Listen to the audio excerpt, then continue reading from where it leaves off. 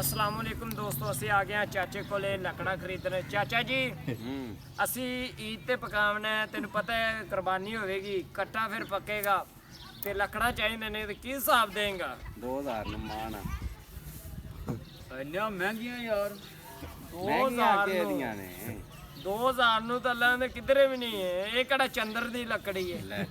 ਚੰਦਨ ਦੀ ਲੱਕੜੀ ਹੋਵੇ ਤਾਂ ਉਹ ਤਾਂ ਆਂਦਾ ਬੰਦਾ ਇਹ ਮਹਿੰਗੀ ਹੈ। ਇਹ ਤੂੰ ਤੇ ਪਟਾਕੇ ਮਾਰ ਕੇ ਬਾਲਦਾ ਪਟਾਕੇ ਮਾਰਦਾ ਹਾਂ। ਕੇ ਦੇਗਾ ਕਿਹੜਾ ਦੁੱਧ ਫੁੱਟੀਆਂ ਹੁੰਦਾ ਪਿਆ।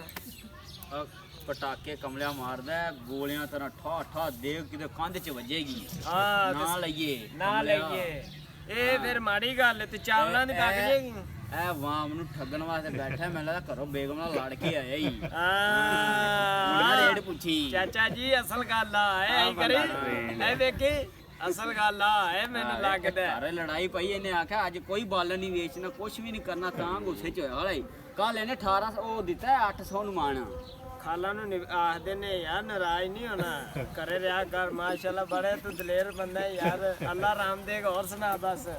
ਤੇ ਲੱਕੜਾਂ ਦਾ ਬਾ ਰੇਟ ਮੁਕਾ 2000 ਨੂੰ ਦੇਣਾ ਤੇ ਨਾ ਤੇਰਾ ਦੋ ਨਾ ਮੇਰਾ, 1800 ਸਿਰਫ ਐਵੇਂ 500 1800 1800 ਦੇ ਕਿਧਰੇ ਮੈਂ ਐਡੀ ਲੰਮੀ ਨਹੀਂ। ਮੈਨੂੰ ਲੱਗਦਾ ਘਰੋਂ ਚੀਨੀ ਤੋਂ ਵੀ ਤੰਗ ਹੈ। ਹਾਂ ਅਸਲ ਗੱਲ ਦਾ ਤਾਂ ਪਤਾ ਹੀ ਹੋਣ ਲੱਗਿਆ ਸਾਨੂੰ। ਕਿੱਥੋਂ ਆਇਆ ਮੈਂ ਬਾਬਰ ਨਗਰੋਂ ਆਏ ਅਸੀਂ ਦੋਵੇਂ ਜਣੇ।